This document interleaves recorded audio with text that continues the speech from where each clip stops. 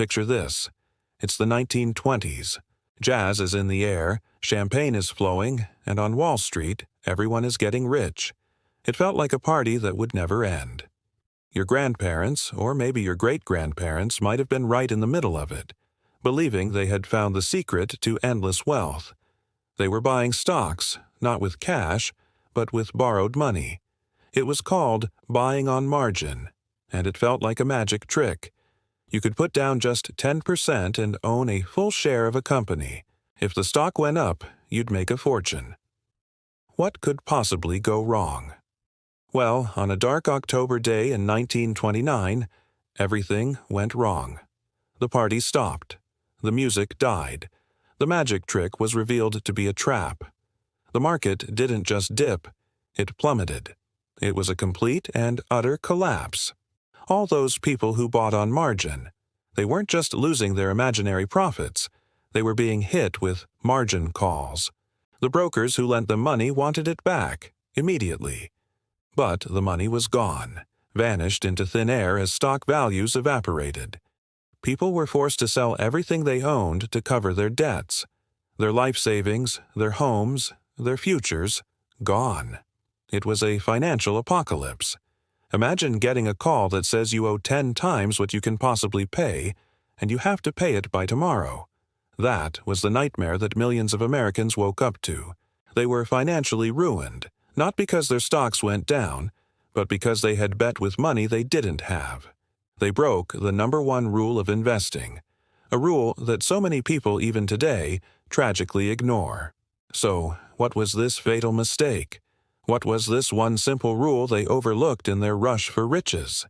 It's something that sounds almost too simple, but ignoring it is financial dynamite. The rule is this: never invest money you can't afford to lose. And, more specifically, never invest with excessive leverage. Leverage, like buying on margin, is a double-edged sword. It magnifies your gains, which feels incredible on the way up, but it also magnifies your losses on the way down, and it can wipe you out completely. The investors of the 1920s weren't just optimistic. They were borrowing against that optimism. They believed the market could only go up. They confused a bull market with their own genius. When reality hit, it hit with the force of a freight train. They weren't just investors anymore. They were debtors in a world with no money. This isn't just a dusty old history lesson. It's happening right now.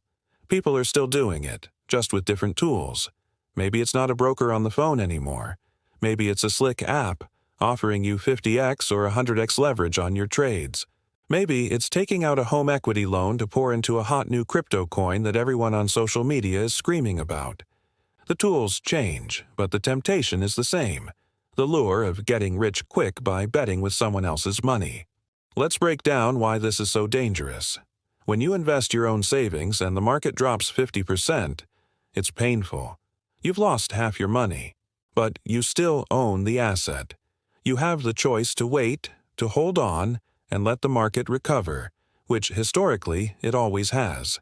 You are in control of your own timeline. But when you're using leverage, you are no longer in control. The lender is. When your investment drops, they don't care about your long-term strategy. They want their money back, now. They will force you to sell at the absolute worst possible time, locking in your losses and turning a temporary downturn into a permanent catastrophe. Think of it like this: you're climbing a mountain. Investing your own money is like climbing with a safety rope. If you slip, it's scary, but you can catch yourself, rest, and start climbing again. Using leverage is like climbing without a rope, while promising the guy at the bottom that you'll pay him back for your gear, whether you make it to the top or not. One little slip, and it's all over. So how do we avoid the fate of the 1929 investors? How do we build real, lasting wealth without gambling it all away? It comes down to a simple, powerful strategy. A strategy that isn't glamorous or exciting, but is relentlessly effective. It's called dollar-cost averaging. Instead of trying to time the market, which, by the way, not even the pros can do consistently, you commit to investing a fixed amount of money at regular intervals, no matter what the market is doing. Let's say you invest $200 every single month into a broad market index fund. When the market is high, your $200 buys fewer shares. When the market crashes and everyone else is panicking and selling, you keep buying. Your $200 now buys way more shares at a huge discount. You're not scared of the crash. You're taking advantage of it. You're buying low without even trying. Over time, this smooths out the volatility and lowers your average cost per share. You're not a market timer. You're a market accumulator. This strategy does two crucial things. First, it removes emotion from the equation. Fear and greed are the two biggest wealth destroyers in investing. Dollar-cost averaging automates your decisions, protecting you from your own worst impulses, like panic selling during a crash or FOMO buying at the top of a bubble. Second, it builds discipline. Wealth isn't built in a day or a month. It's built over years through consistent, steady contributions. It's about playing the long game. The investors of the 1920s wanted a sprint. They wanted to get rich by next Tuesday. Real wealth is a marathon. It's about the slow, steady, and certain power of compounding. Let's look at the difference. The leveraged investor in 1929 was a hero in 1928 and bankrupt in 1930. They experienced a thrilling high followed by absolute devastation. The dollar-cost averaging investor might have felt some pain in 1929 as their portfolio value dropped, but they kept buying. Through the 30s, they accumulated shares at rock-bottom prices. By the time the market recovered, they were positioned for incredible growth. One strategy leads to ruin. The other leads to resilience and, eventually, prosperity. The story of 1929 isn't a spooky campfire tale about the stock market. It's a fundamental lesson in human behavior and risk management. It teaches us that the path to financial security is not about finding the next hot stock or using some secret leverage trick. It's about understanding the rules of the game. It's about paying yourself first, investing consistently, and never, ever betting the farm on a speculative gamble with borrowed money.